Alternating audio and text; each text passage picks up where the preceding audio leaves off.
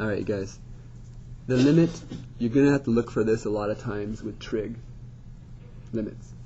And you'll see it pop up all the time. Basically, the answer to this one is just going to be 1. If you ever see the limit as x approaches 0 of sine x over x, the answer is 1. Okay? It could also be, by the way, the limit as x approaches 0 of x over sine x is also equal to 1. Doesn't matter, the reciprocal also works. Sorry. This is another one you got to learn to spot. Same thing as x approaches 0, but it has a cosine, except this one equals 0. The reciprocal also works. Got it?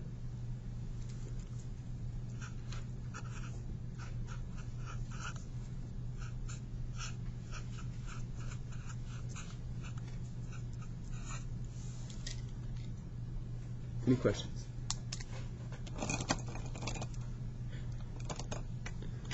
Alright. Using these ideas, we use those to find the limit.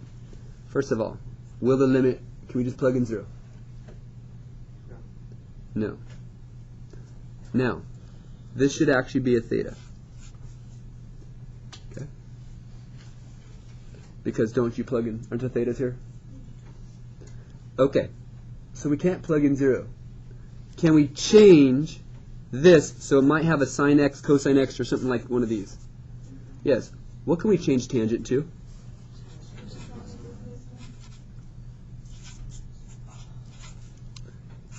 So we can change this to cosine theta and make this sine theta over cosine theta over theta. What do you see happen now? Well, isn't this over 1? Is that okay? Don't those cancel?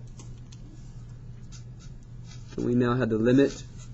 We're going to get really sick of writing limit over and over again.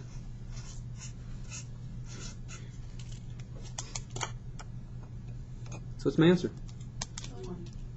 1. Okay. Your goal is to change these to look like that of some form. Alright. Number 72. By the way, 70, 72 out of your book. Can you plug in 0? No. But can we change this? Yes.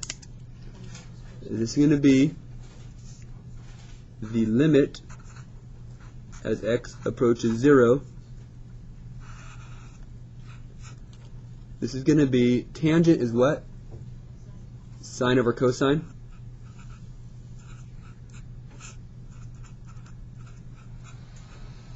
You guys okay with that?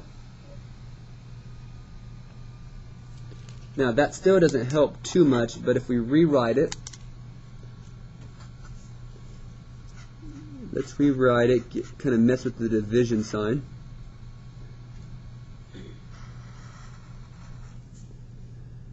Is that x, when you divide, going to be part of the top or bottom?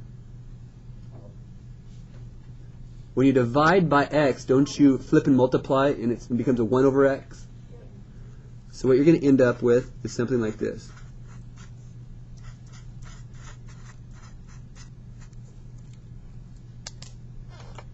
Okay. Do you see one of these two? Do you see this kind of there? You got to learn to spot things. What you have here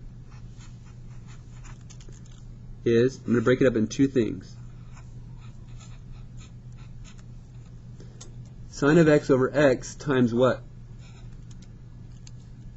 Can I break that? This is all multiply. I could break it up. Sine of x over.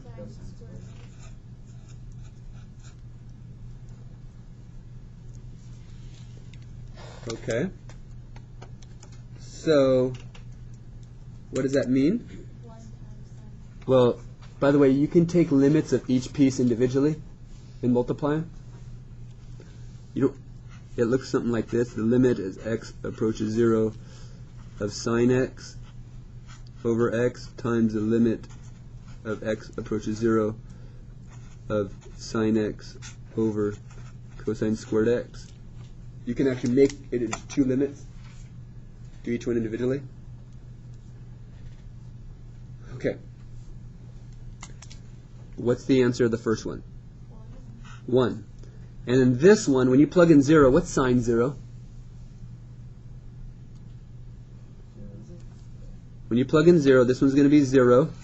What's cosine 0 squared? You don't need to worry about the squared because you're going to get a number and you're squaring it. But what's the cosine 0 is? Isn't that 1 squared?